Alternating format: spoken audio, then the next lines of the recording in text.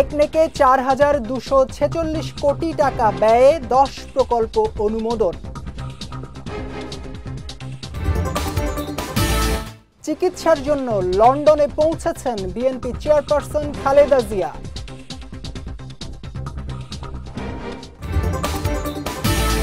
এবং অবৈধ মজুদের জন্য চালের বাজার অস্থির, জানালেন বাণিজ্য উপদেষ্টা।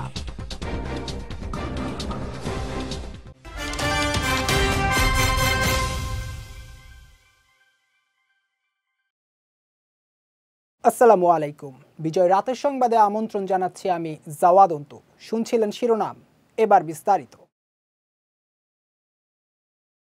জাতীয় অর্থনৈতিক পরিষদের নির্বাহী কমিটি একনেকের সভায় ৪,২৪৬ কোটি ৭২ লাখ টাকা ব্যয়ে ১০টি প্রকল্পের অনুমোদন দেওয়া হয়েছে। এর মধ্যে সরকারি অর্থায়ন ৩,৬৩২ কোটি ১ লাখ টাকা, প্রকল্প ঋণ ২০৫ কোটি ৭৯ লাখ টাকা এবং সংস্থার নিজস্ব অর্থায়ন ৪০৮ কোটি ৯২ লাখ টাকা। আজ পরিকল্পনা কমিশন চত্বরে এনইসি সম্মেলন কক্ষে একনেকের বৈঠকে এই অনুমোদন দেওয়া হয়েছে। বৈঠকে সভাপতিত্ব করেন প্রধান উপদেষ্টা ও একনেকের চেয়ারপারসন ডক্টর মোহাম্মদ ইউনুস। সভায় অর্থ উপদেষ্টা সালাউদ্দিন আহমেদ, আইন উপদেষ্টা ডক্টর আসিফ নজরুল, পররাষ্ট্র উপদেষ্টা মোহাম্মদ তৌহিদ হোসেন, স্বরাষ্ট্র উপদেষ্টা মোহাম্মদ জাহাঙ্গীর আলম চৌধুরী সহ অন্যান্য দপ্তরের উপদেষ্টা ও সংশ্লিষ্ট কর্মকর্তারা উপস্থিত ছিলেন। সভা শেষে সাংবাদিকদের বিস্তারিত জানান পরিকল্পনা উপদেষ্টা ওয়াহিদ উদ্দিন মাহমুদ। চিকিৎসা নিতে লন্ডনে পৌঁছেছেন বিএনপি চেয়ারপারসন বেগম খালেদা জিয়া।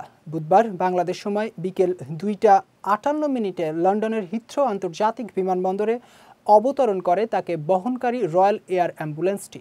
বিমানবন্দরে খালেদা জিয়াকে স্বাগত জানান তারেক রহমান।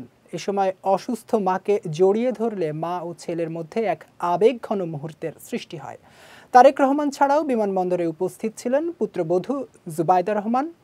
পরে ইমিগ্রেশন কার্যক্রম শেষ করে বিমানবন্দর থেকে মাকে নিজে গাড়ি চালিয়ে লন্ডন ক্লিনিকে নিয়ে যান তারেক রহমান। এর আগে মঙ্গলবার রাত ১১টা ৪৬ তাকে বহনকারী ফ্লাইটটি হজরত শাহজালাল বিমানবন্দর ত্যাগ করে। কাতারের আমিরের পাঠানো এই এয়ার অ্যাম্বুলেন্সটি ঢাকা থেকে দোহা হয়ে লন্ডন পৌঁছায়। অবৈধ মজুদের জন্য চালের বাজার অস্থির, তদারকি করা হচ্ছে, খুব শিগগিরই দাম নিয়ন্ত্রণে আসবে। প্রয়োজনে আগামীতে চালের যোগান দেবে সরকার। সকালে রাজধানীর তেজগাঁওয়ে দেশব্যাপী স্মার্ট ফ্যামিলি কার্ডের মাধ্যমে টিসিবির পণ্য বিক্রি কার্যক্রমের উদ্বোধনী অনুষ্ঠানে এসব কথা বলেন বাণিজ্য উপদেষ্টা শেখ বশির উদ্দিন। তিনি বলেন, বাজারের সরবরাহ ব্যবস্থাকে আরও উন্নত করার জন্য আমদানি কেন্দ্রিক ব্যবস্থা নেওয়া হচ্ছে। আমদানি বাড়লে স্থানীয় বাজারে দাম কমে আসবে। উপদেষ্টা আরও বলেন, চলতি বছর আলুর যাতে সংকট না হয় সেজন্য আমদানি করে মজুত করবে টিসিবি। এ সময় ব্যাংকে ডলারের কোনো সংকট নেই উল্লেখ করে বাণিজ্য উপদেষ্টা বলেন, পর্যাপ্ত পরিমাণ রেমিটেন্স এসেছে, রফতানি আয়ও বেশ ভালো হয়েছে। ব্যাপক আমদানির প্রস্তুতি চলছে। সো এই আমদানির ব্যাপকতার ফলে স্থানীয় বাজারে আমাদের ধারণা মূল্য হ্রাস ঘটবে, কিন্তু যারা মজুত করছেন তারা ভোক্তাদের কষ্টে হয়তোবা সাময়িক মুনাফা করছেন। আমি আশা করি যে, কারণ আমাদের তথ্য উপাত্ত অনুযায়ী বাজারে চালের কোনো ঘাটতি নেই, সরকারের নিজস্ব যে মজুত সেখানেও ঘাটতি নেই, স্থানীয় উৎপাদনেও তেমন ঘাটতি নেই, কারণ আমরা আমনের ভরা মৌসুম পার করছি এই মুহূর্তে। দাবি আদায়ে রাজপথ দখল করে জনভোগান্তি সৃষ্টি না করে খেলার মাঠ কিংবা সভাস্থল বেছে নেয়ার অনুরোধ জানিয়েছেন ডিএমপি কমিশনার শেখ মোহাম্মদ সাজ্জাদ আলী। সকালে ক্রাইম রিপোর্টার্স অ্যাসোসিয়েশন ক্যাবের বার্ষিক সাধারণ সভায় তিনি এই অনুরোধ জানান। বলেন, রাজপথে অবস্থান করে বিক্ষোভের কারণে ঢাকা শহরের ট্রাফিক ব্যবস্থা ভেঙে পড়ে। বিশেষ করে মিরপুর, এয়ারপোর্ট ও রামপুরা রোডে বেশি সমস্যা দেখা দেয়। ডিএমপি কমিশনার বলেন, ৫ই আগস্টের পরে পুলিশ কিছুটা নিষ্ক্রিয় ছিল, তবে তা কাটিয়ে ওঠার চেষ্টা চলছে। গত ১৫ বছরের আচরণ থেকে বের হতে চায় পুলিশ, তবে একসঙ্গে ৪০,০০০ পুলিশকে পরিবর্তন করা সম্ভব নয় উল্লেখ করে তাদের প্রশিক্ষণের প্রয়োজনীয়তাও তুলে ধরেন তিনি। এ সময় ছিনতাই রোধে ডিএমপি কাজ করছে বলেও জানান কমিশনার। ভারতের শেখ হাসিনার ভিসার মেয়াদ বাড়ানোকে বাংলাদেশের মানুষ ইতিবাচকভাবে নেয়নি বলে মন্তব্য করেছেন বিএনপির সিনিয়র যুগ্ম মহাসচিব রুহুল কবির রিজভী। সকালে রাজধানীর গেন্ডারিয়ায় জুলাই অভ্যুত্থানে নিহত 4 জনের পরিবারের সঙ্গে সাক্ষাৎ শেষে তিনি এ মন্তব্য করেন। বলেন, ভিসার মেয়াদ বাড়ানোর মধ্য দিয়ে ভারত তাদের স্বাধীনতা ও গণতন্ত্রকে অবমূল্যায়ন করছে। রিজভী অভিযোগ করে বলেন, আওয়ামী লীগের দোসররা এখনও গুরুত্বপূর্ণ জায়গায় বসে ষড়যন্ত্রের মাধ্যমে অন্তর্বর্তী সরকারকে ব্যর্থ করতে চাইছে। এ সময় যারা জনতার বিরুদ্ধে অস্ত্র ধরেছে তাদের বিচার এবং শেখ হাসিনার দোসরদের নামে থাকা সকল স্থাপনার নাম পরিবর্তন করে শহীদদের নামে করার আহ্বান জানান বিএনপির এই নেতা। যারা জনগণের ট্যাক্সের টাকায় তুলেছে এবং তুলে সেটাতে আমোদ ফুর্তি করেছে, আর এইখানে বিভিন্ন প্রতিষ্ঠানে তাদের নাম দিয়েছে। সেই পূর্বের যারা মেয়র রয়েছেন ওই নামগুলো খুলে ফেলুন, ওখানে জুনায়েদের নাম দিন, ইয়াসিনের নাম দিন, সেইখানে আনাসের নাম দিন, আব্দুল্লাহ সিদ্দিকের নাম দিন। এটাই হওয়া উচিত। বীরদের শহীদদের নামে পৃথিবীর দেশে দেশে তাদের নামে রাস্তা হয়, তাদের নামে স্থাপনা হয়, তাদের নামে ইমারত হয়।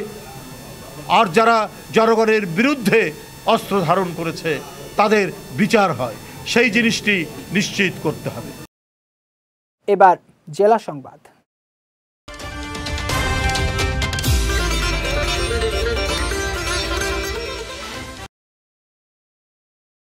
চাঁপাইনবাবগঞ্জের শিবগঞ্জের চৌকা সীমান্তে কাঁটা তারের বেড়া নির্মাণ ঘিরে বর্ডার গার্ড বাংলাদেশ বিজিবি ও ভারতীয় সীমান্তরক্ষী বাহিনী বিএসএফ এর মধ্যে চলছে উত্তেজনা।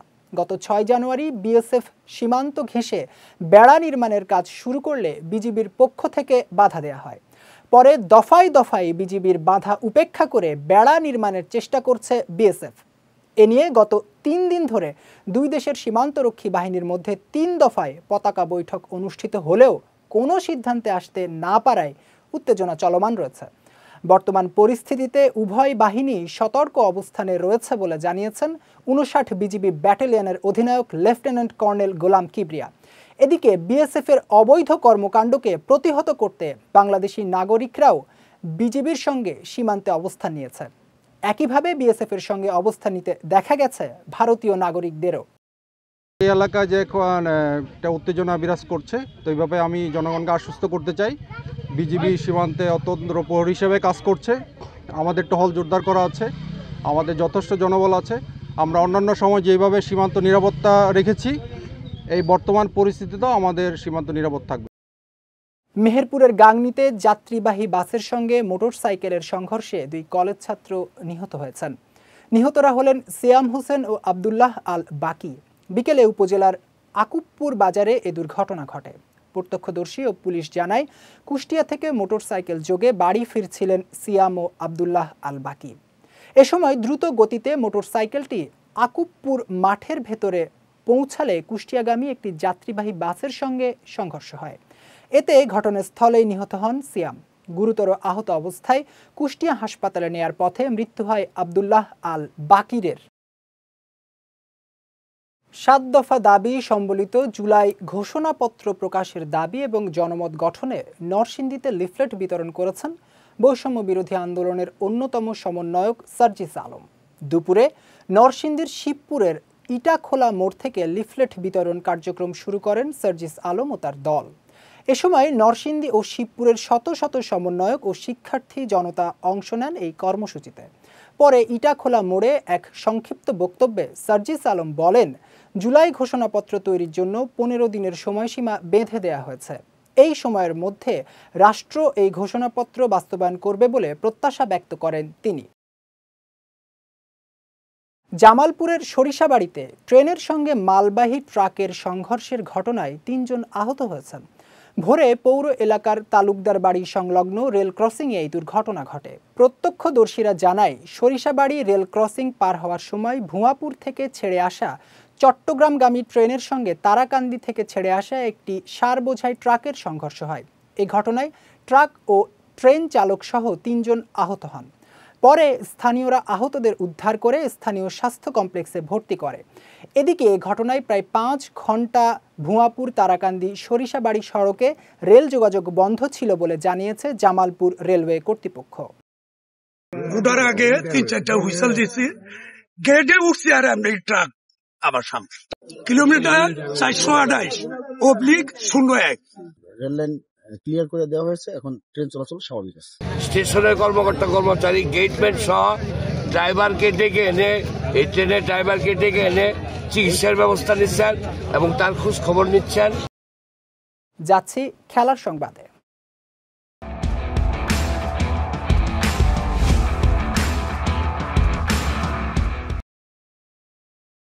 এবার নিজেদের মাটিতে শ্রীলঙ্কার বিপক্ষে 1 ম্যাচ হাতে রেখেই ওয়ানডে সিরিজ জিতল নিউজিল্যান্ড। আজ হ্যামিলটনে সিরিজের দ্বিতীয় ওয়ানডেতে সফরকারীদের 113 রানের বড় ব্যবধানে হারিয়েছে স্বাগতিকরা। নতুন বছরে প্রথম হ্যাট্রিক করেন মহিষ থিকসানা, তবে তার এই কৃত্তি বিফলে গেছে। এদিকে হ্যামিলটনে বৃষ্টির কারণে 50 ওভারের ম্যাচ কমিয়ে আনা হয় 37 ওভারে। আগে ব্যাট করে স্কোরবোর্ডে 256 রান জমা করে নিউজিল্যান্ড। জবাবে ব্যাট করতে নেমে 142 রানেই গুটিয়ে যায় শ্রীলঙ্কা। সিরিজের প্রথম ম্যাচেও কিউইদের কাছে 9 উইকেটের ব্যবধানে হেরেছিল শ্রীলঙ্কা। লা লিগায় 2 ম্যাচের জন্য নিষিদ্ধ হয়েছেন রিয়াল মাদ্রিদের forward Vinicius junior. Royal Spanish football federation বিষয়টি নিশ্চিত করে জানিয়েছে, গত শনিবার মেস্টালা স্টেডিয়ামে লা লিগার ম্যাচে ভ্যালেন্সিয়ার গোলকিপার স্টোল দিমিত্রি ভোস্কিকে ঘাড়ে ধাক্কা দিয়ে লাল কার্ড দেখেন ভিনিসিয়াস জুনিয়র। উগ্র আচরণের কারণে লাল কার্ডের পাশাপাশি এবার শাস্তিস্বরূপ লা লিগায় 2 ম্যাচের নিষেধাজ্ঞাও পেয়েছেন এই রিয়াল তারকা। আগামী 19 ও 26 জানুয়ারি লাস পালমাস ও রিয়াল ভাওদোলিদ এর সঙ্গে খেলতে পারবেন না ভিনিসিয়াস। তবে আগামী 10 জানুয়ারি স্প্যানিশ সুপার কাপের সেমিফাইনালে মায়োরকার বিপক্ষে খেলতে পারবেন এই ব্রাজিলিয়ান। বিজয় রাতের সংবাদ শেষ করার আগেই শিরোনামগুলো দেখে নিচ্ছি আরও একবার।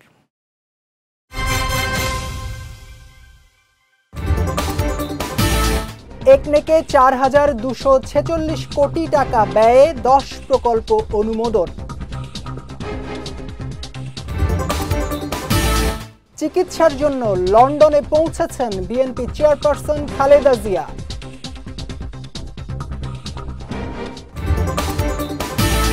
এবং অবৈধ মজুদের জন্য চালের বাজার অস্থির, জানালেন বাণিজ্য উপদেষ্টা।